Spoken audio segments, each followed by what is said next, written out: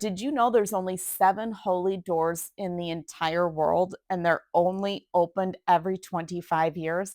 That's right. And I walked through 5 of them within a few months span of time. I'm going to take you through each holy door with me, showing you around the Basilica and sharing my experience with you. In this video, we're going to St. Paul outside the walls. Hi, I'm Deborah with Deb's Travel Vibe.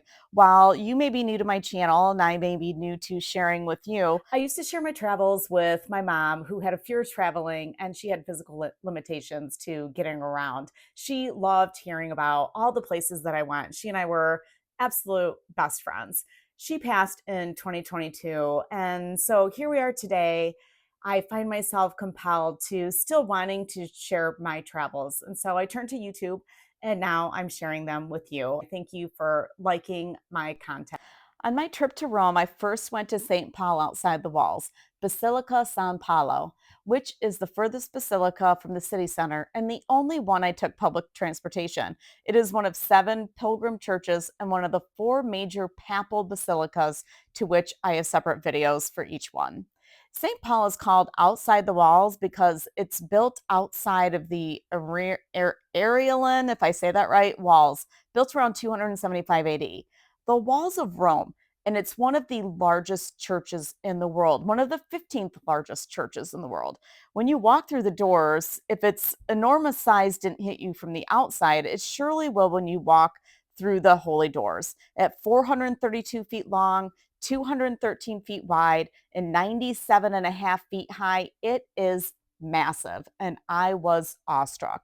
The only part of the original church built by Constantine that now remains is a portion of the apse, triumphal arch, and the paschal, or the Easter candle from the 12th century. It symbolizes Christ as the light of the world. And of course, the tomb of St. Paul is still here to visit as well.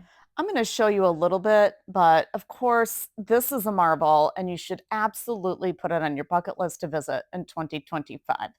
There are 3 aisles, and in the center, when you go straight down, you will see the apse, and you will also see the tomb of St. Paul. Behind the grill is the tomb of St. Paul, and you will also see a chain that's made up of 9 rings. They say this chain compelled St. Paul to live as a prisoner in Rome.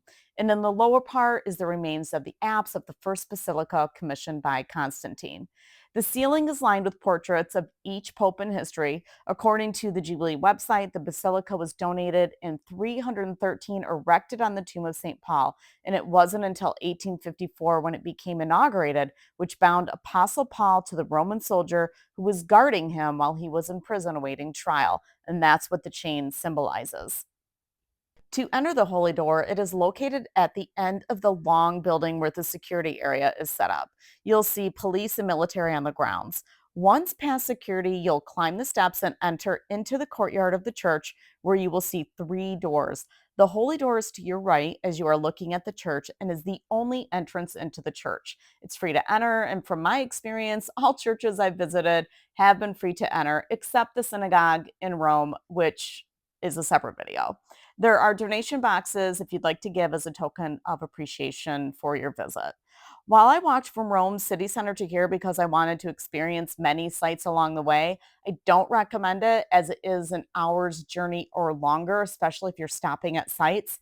A private car or taxi can take you directly there, or the much more economical route of taking bus 170 or the train on the Blue Line, getting off at Basilica San Paolo. I took the bus back, which was about a 10-minute walk from the Basilica and 20-minute bus ride. My feet definitely thanked me. For tips on entering the Holy Door and proper etiquette and dress, please see my other video, Holy Door Entry Tips and Things to Know. For tips on getting around the city as an American tourist, you can see my other video, An American Tourist in Rome, Tips and Other Things That You Should Know. I also have videos on St. Peter's Basilica, St. Mary Major, and St. John Lateran. Did I feel a sense of renewal after entering the Holy Door in my experience? Yeah, I would say I absolutely did feel a sense of renewal. We have just walked through our first Holy Door at St. Paul outside the wall, and I am just absolutely beaming, grinning from ear to ear.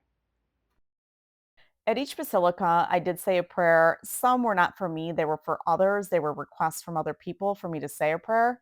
And so I did do that. And then for other basilicas, I requested something to be lifted off my shoulder and to be left behind, something that I didn't want to carry back out of the basilica with me. And so, yeah, I did feel a sense of renewal and I highly enjoyed my time in my experience, not only entering the holy door, which is massive and gorgeous and beautiful and an extremely rare opportunity since it happens every 25 years, but also just experiencing and marveling at all of the designs and everything inside the basilica and reading about its history and reading about what each mosaic and column and statue meant. It truly was a marvelous and an amazing experience, one in which I would highly recommend. If you felt inspired to visit this basilica or inspired to visit Rome and you learned anything new or something new for somebody else, please like, subscribe, and hit that notification bell as it supports me being able to bring you more travels and tips to travel wiser with me, your free travel advisor. Please subscribe to my channel and hit that notification bell as more Rome videos and other videos of my travels are coming your way. I'm Deborah with Deb's Travel Vibe. Thanks for joining me.